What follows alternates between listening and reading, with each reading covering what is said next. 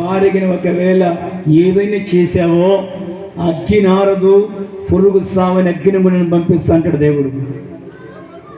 9 మంది పిల్లలు 20 సంవత్సరాలు ఆయన బట్టలు ఉతికిన అన్నం పెట్టింది తల్లిలాగా. ఆ కృతజ్ఞత లేకుండగా నడి ఊరిలో 9 గంటల సమయంలో చంపేస్తే ఈరోజు ఆయన చనిపోయింది. ప్రియమైన సహోదరులారా, ఒకసారి 2007వ సంవత్సరం సుఖాలమెట్టకి వెళ్ళాము. దేవుని నమ్ముకుంటే ఆయన కూడా పెద్ద దొంగ సుఖాలమెట్ట అక్కడ ఆ రైలు ఎక్కుతూ కిందికి దిగుతుంటే ఎక్కుతూ తక్కువనేది దొంగలు కొట్టి ఆ సుఖాలు దొంగలు చేసేవారు, ఇస్పెటాకలు ఆడేవాళ్ళు. దేవుని నమ్ముకుంది ఆయన. నమ్ముకుంటే యేసు ప్రభు నమ్ముకున్నావని ఓ రోజున రాత్రి దొంగతనం చేసి ఇస్పెటాకలు ఆడి రాత్రి ఆయన పట్టుకోటే దుబ్బ రాయి తల మీద ఏనికపోయిందట. రాత్రి ఆయన ప్రార్థన చేసుకొని పండుకుందట. నైనా నా భర్త దుర్మార్గుడయ్యా, నా భర్త తాగుబోతు రౌడినైనా, ఆ లారీలన్నీ ఎక్కలేకపోతే లారీలను భయపడించి ఆ సంచులు ఎత్తుకుపోయి అమ్ముకొని దుర్మార్గ పనిచేసి నువ్వు ఏ దేవుని నమ్మావు అని నన్ను చిత్రహింస పెడుతున్నాడయ్యా, నువ్వే కాపాడని రాత్రి పండుకుందట. నేను 2007వ సంవత్సరం సుఖాలమెట్ట పోయినప్పుడు ఆ తల్లి చెప్పింది, రాత్రి కూడా దొంగతనం చేసి ఇసిపెటాకలాడి నా భార్యగా ఎవరినో దేవుని నమ్ముకొని అని రాత్రి దుబ్బ రాయి తీసేసి వేస్తుండగా నెత్తి మీద వెంటనే కరెక్ట్ షాక్ కొట్టినట్టు కొట్టిందంట ఒక ఎలుగు. హల్లెలూయా హల్లెలూయా. కరెంట్ షాక్ కొట్టినట్టు కొడితే ఆ మొత్తం పడేసి రాయిని గడగడ వణుకుతూ దుడుకుని లేచిందంట. లేచి వణకడవాయి పుట్టిందంట. వణుకుతూ గడగడ వణుకుతుంటే ఏమైపోయిందంటే నాకేదో అయిపోయింది. నేను రాయి తీసుకొని పండుకున్నప్పుడు నెత్తి మీద రాయి వేస్తుండగా ఏదో నాకు కరెంట్ షాక్ కొట్టినట్టు కొట్టింది. నీ దేవుడు గొప్ప దేవుడని ఆమె కాలు పట్టుకొని ఎడవకుండా ఉన్నాడంట. సపలు కొడతాం గట్టిగా చెప్పులు కొడతాం. దేవుని బిడ్డలారా, ఈ రాత్రి దేవుడు నీతో చెప్తున్నాడు, నీ భర్త దేవుడు కాదు, నీ పిల్లలు దేవుడు కాదు, నీ అన్నదమ్ములు దేవుడు కాదు.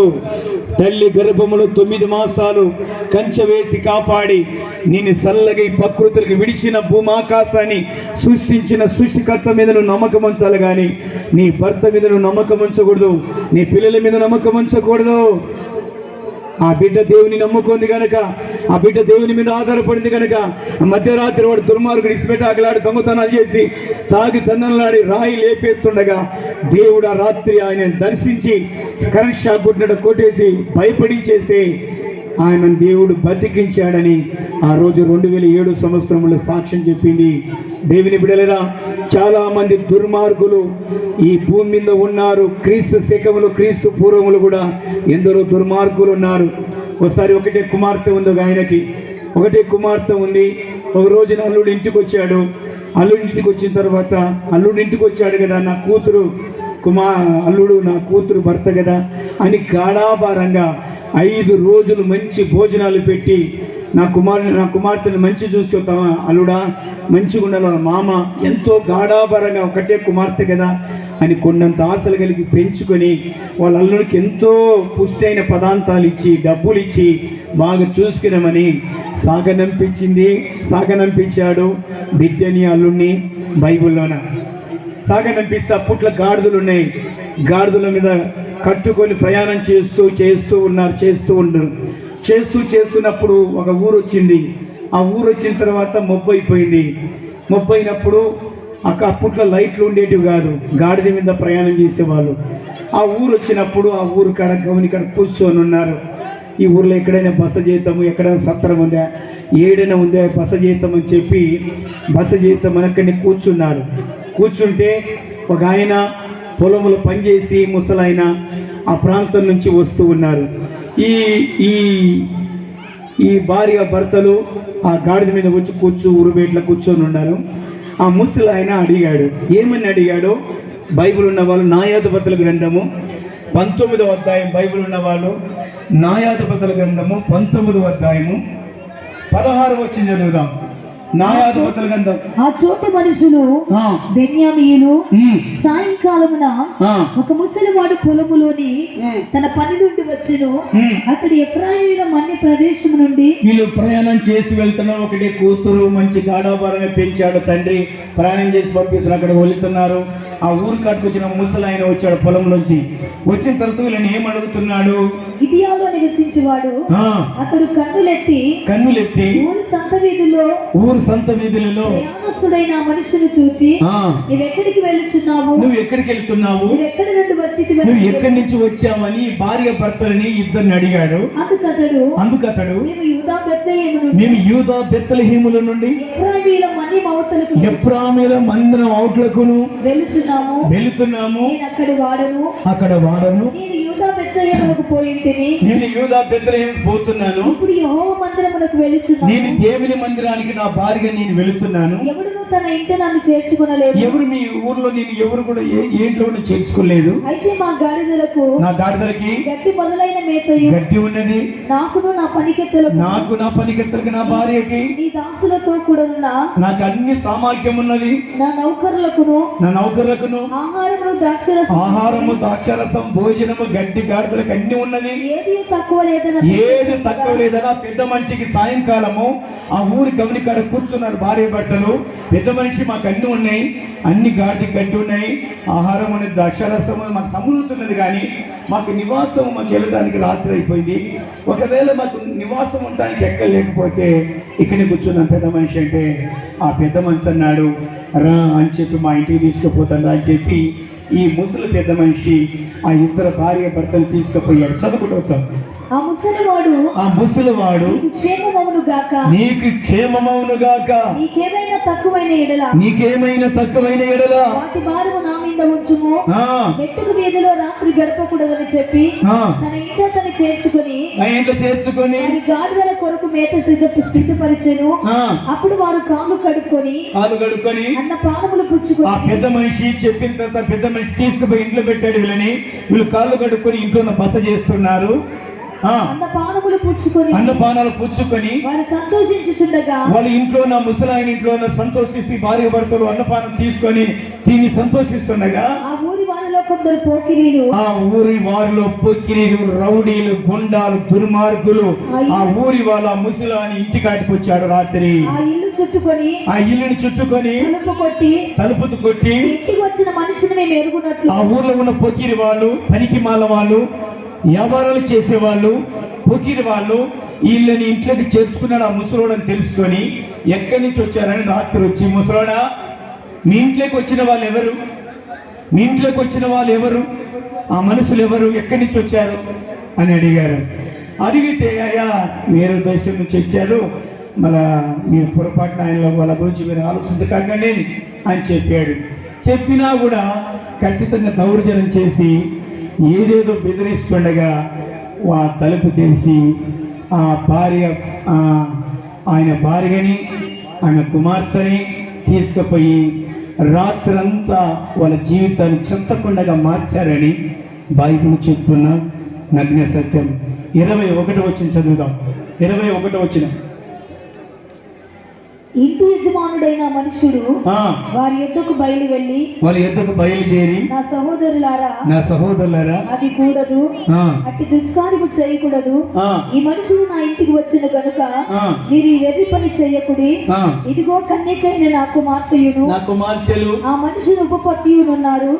నేను వారిని బయటకు తీసుకుని వచ్చేదను.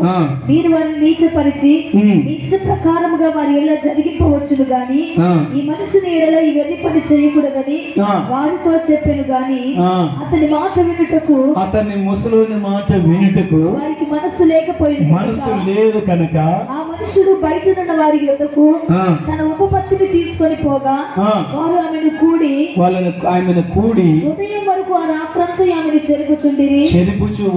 తెల్లవారుగా అమ్మాయి చూడదు తల్లి. ఇలాగా వీళ్ళు ప్రయాణం చేస్తున్న ఒకటే కూతురు పంపించాడు. అన్నన్ని కూతురు పంపిస్తే ఆ ప్రయాణంలో మధ్యలో ఆ ఊర్లో బస చేస్తుంటే ఆ ఊరు దుర్మార్గుల ఇంటిని కమ్ముకొని ఆ అమ్మాయిని నాశనం చేశారని బైబిల్ చెప్తుంది. తర్వాత నాశనం చేసిన తర్వాత అమ్మాయిదేం తప్పు కాదు, బాగా వినాలి. అమ్మాయి తప్పు కాదు, కానీ ఆ అమ్మాయి ప్రతి ఉత్తరం ఇవ్వలేదు. ఆ రాత్రి ఉదయం అంతా రాత్రి అంతా దుర్మార్గులు నాశనం చేసిన తర్వాత అమ్మాయి తప్పులేం కాదు. ఒకవేళ నేను పురుషుడు కదండి, భార్యని కాపాడవలసిన బాధ్యత పురుషునికుంది.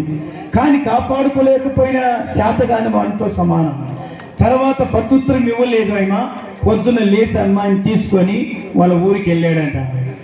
దేవుని బిడ్డలరా, ఆమెని ఒకవేళ అహంకారంతో లేకపోతే ఆమె శరీరాశలు నేత్రాశలు పడిపోయి భర్తని మోసం చేసి, అన్నదమ్ములను మోసం చేసి, అక్కచెల్లెల దేవుని మోసం చేసి పాపం చేసి అది వేరే. కానీ ఎవరో పొగిరి వాళ్ళు ఆమెను దౌర్జన్యం చేసేలాగా మోసం చేశారు కదా అని జాలి కనికరం లేకుండా ఈ దుర్మార్గుడికి ఏం చేశాడు? ఉదయం ఆమె గాడిద మీద ఎక్కించుకొని ఇంటికి వెళ్ళి తిన్నగా పోయి మరి ఎట్ట చేశాడో కత్తి తీసుకొని ఆమెను కట్టేశాడో, కిటికీలు వేసాడు, వాకిళ్ళు వేసాడు తెలియదు. కానీ 12 ముక్కలు నరికాడని బైబిల్ చెప్పాడు. పరిశుద్ధ గ్రంథంలో ఎందుకు దేవుడు పెట్టాడు? క్రీస్తు పూర్వం కింద యేసు ప్రభు పుట్టక మునిపే న్యాయాధిపతి కాలంలో జరిగిన చరిత్ర ఇది. 12 ముక్కలు ఎందుకు నరికాడు? ఆయన అహంకారంగా చేయలేదు కదా. నీ ఎద్దుకు ఒక భార్యగా స్వీకరించిన తర్వాత దొంగలు వచ్చిన, కష్టమైన, బాధలైన బాధ్యత కాపాడాల్సిన బాధ్యత భర్తకుంది కదా. నువ్వు శాతగానంలాగా ఉండి ఎవడో పొగిరి వాళ్ళు వచ్చి ఆమెను మోసం చేస్తే ఈయన ఏదో ఈమెనే మోసమైపోయింది, ఈమెనే బలహీనపడింది, ఈమెనే నాశనమైందని ఈ దుర్మార్గుడు ఏం చేశాడంటే 12 ముక్కలు నరికాడంట. ఈ 12 ముక్కలు నరికి 12 గోత్రాలకి పంపించాడంట ఆయన శవాన్ని. వాళ్ళ నాయన ఎలాగ ఏడ్చింటాడో ఒకసారి జ్ఞాపకం చేసుకో. దేవుని వల్ల ఎలాగ పలాపించింటాడో, కూతురు కదా, అల్లుడు కదా అని 3-4 రోజులు బలపరిచే ఆహారాలు, ఎన్నో డబ్బులు, ఎంతో ఆహారం సిద్ధపరిచి నా కూతుర్ని బాగా చూసుకుంటాడు కదా అని తండ్రి సాగనంపిస్తే మార్గదశలో ఇలాగ జరిగితే ఆమెని 12 ముక్కలుగా నరికాడంట. ఇటువంటి వాళ్ళు దుర్మార్గులు చాలామంది ఉన్నారు. ఆయన తప్పు చేయలే, ఆయన తప్పు కాదట. భర్త కాపాడాలా. ఒక శత్రువులు వచ్చినప్పుడు, ఆమెకు నష్టం వచ్చినా, బాధలు వచ్చినా తన ప్రాణాన్ని అడ్డుపట్టి భార్యను కాపాడాల్సిన బాధ్యత ఈ భర్తకు ఉన్నది. కానీ ఈయన శాతగానోడు ఎవడో పొక్కిరి వాళ్ళు వచ్చినప్పుడు పొక్కిరి వాళ్ళు మోసం చేస్తే వాళ్ళ మీద యుద్ధం చేయకుండా, వాళ్ళ మీద విజయం పొందుకోకుండా భార్యను అనవసరంగా భార్యని చంపేశాడని, ఈ 12 ముక్కలు చేశాడని బైబిల్ చెప్తుంది. లాస్ట్ చదవనమ్మా, ఎన్ని ముక్కలు చేశాడు అక్కడ? అతడు తన ఇంటికి వచ్చినప్పుడు కత్తి పట్టుకొని ఉపపత్తిని తీసుకొని ఆమెను ఆమె కీళ్ళ ప్రకారము 12 ముక్కలుగా కోసి ఇశ్రాయేలీయుల దిక్కులన్నిటికీ ముక్కలను పంపెను. ఎన్ని ముక్కలు చేశాడట చూడమ్మా. పెద్దయిన పరాక్రమశాలి, ఒక శాతగానోడా, తల్లిదండ్రులు నీవు నమ్మకం ఉంచి నా కూతురు కదా, నా అల్లుడు చూసుకుంటాడు కదా అని పంపించాడు. పిచ్చోడా, నీవు నీ భార్యను కాపాడాల్సిన బాధ్యత నీకున్నది. ఆయన అహంకారంగా ఒకవేళ శరీరాశలు నేత్రాశలు పడి నేను మోసం చేస్తే అసలు మనిషిని చంపకూడదని బైబిల్ చెప్పాడు దేవుడు. అసలు భార్య దేహం పైన కానీ భర్త దేహం పైన కానీ ఏ మనిషికి అధికారం లేదని బైబిల్ చెప్తుంది. ఒకవేళ నువ్వు భార్య భర్తగా ఉండి ఏక శరీరముగా ఉండి మీరు పిల్లలు కానీ ఓ కుటుంబ వ్యవస్థగా ఉండాలి. కానీ నీ భార్య మీద నీకు అనుమానం వస్తే ఏదైనా నువ్వు డాక్టర్ పత్రిక ఇచ్చి పంపించాలి. కానీ నేను చంపేస్తా, నేను నరికేస్తా, నేను పొడుస్తా, నేను కొడుతా అని ఎక్కడ కూడా బైబిల్లో లేదు. మొదటి కొరింథీ రాసిన పత్రికలో బైబిల్ ఉన్న వాళ్ళు మొదటి కొరింథీ రాసిన పత్రిక 7వ అధ్యాయంలో 2వ వచనంలో సంఘానికి చెప్తున్నాడు.